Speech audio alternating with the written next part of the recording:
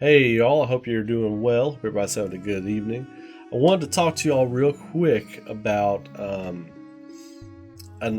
why I think the Final Fantasy VII Remake Part 2 could be taking a little bit longer than what people originally thought, and myself. You know, we thought we might be getting some information by now, like some little scenes and videos, and probably realistically not getting that till the spring, right? We talked about that in the other video. We know it was delayed because of COVID. We know that they were working at not optimal conditions. People were working remotely or whatever. And as far as another possible reason this game is probably taking a little bit longer is for an optimistic reason. And I was actually just speaking with someone. Who was I speaking with in the chat? Let me see real quick. So yeah, shout out to Frederick Dalal. We were going back and forth in the comments a little bit. And I made mention that, take a little bit longer now to get more games out later. What I meant by that was I thought for a while that they may be going ahead and just creating the entire world, right? So if they're going ahead and creating the entire world, like the map or the zones or however they're going to do that, if they go ahead and create the entire world and then release a game that part 2 stops at a certain point, they've already got the world built, right? They've already got the world and all the assets and everything built. Then they can just start cranking out games every 5 or 6 months for Final Fantasy VII Remake, and we could potentially get all of the story in the next 5 to 6 years if they do that, right? Because then they would just have all the assets, they'd have the world completely built. Then they could just spend their time finish writing the scenarios and coding all that kind of stuff. That could be what they're doing, and I really have a strong feeling that's probably what's happening. And also, Tetsuya Nomura came out and said that he wants these games to come out more frequently.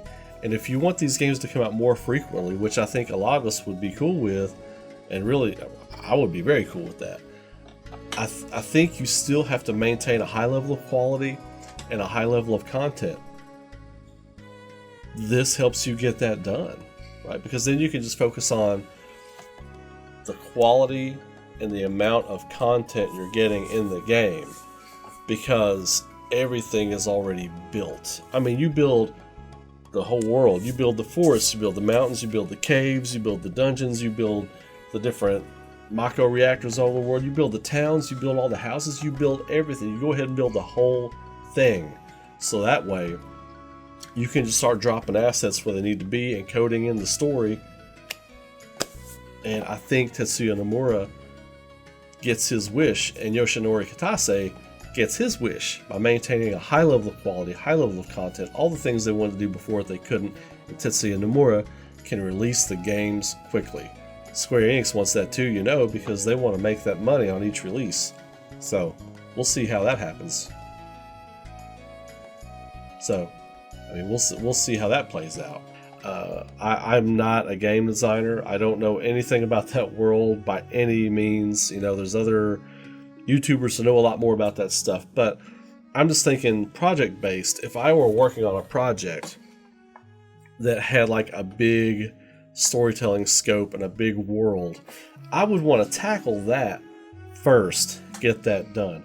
Now, they got Final Fantasy VII Remake done, and they put that out part 1 because that's just contained within Midgar, and that was smart, right? That was smart to keep it contained to Midgar, because you just have to build Midgar in all of its glory, right? You have to just show Midgar and show the wastelands out beyond Midgar.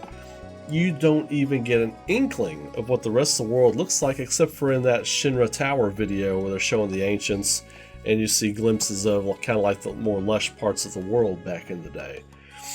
So if they go ahead and create the entire world, the whole world map, how you get around, all the assets, everything, it could take 3 years or so, because they'd already been working on it. So if we don't get this game until the middle to end of 2022, right, that would be about 3 to 4 years of development on part 2 if they get it to us at the end of 2022, beginning of 2023. But then, it's a long wait, right? It's a long wait in between part 1 and part 2, and a lot of us knew it would be. I still feel like it's going to be a long way. I don't think we're getting it next year. I definitely don't think we're getting it next year. I'd love to be wrong about that, but I hope I am. I hope I'm right, because that would mean they're taking their time, and I really think they're building the entire world to work and to run optimally on these next-gen systems and to take full advantage of that hardware. And then once that Part 2's out, a few months after Part 2's out, you start hearing rumblings about Part 3, and then a Part 4. I think you wrap this game. I think this game's 4 parts. I think this game's going to go 4 parts.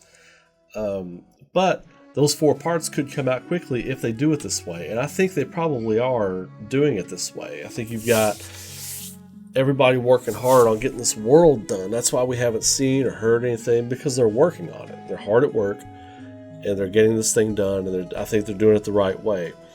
Just think, if we could get Part 2 by the end of 2022, 2023, and then by the middle to end of 2023, we get Part 3, and then middle end of 2024, we get Part 4, beginning of 2025. That's 5 or 6 years they got the whole thing done, right? That would be a great job.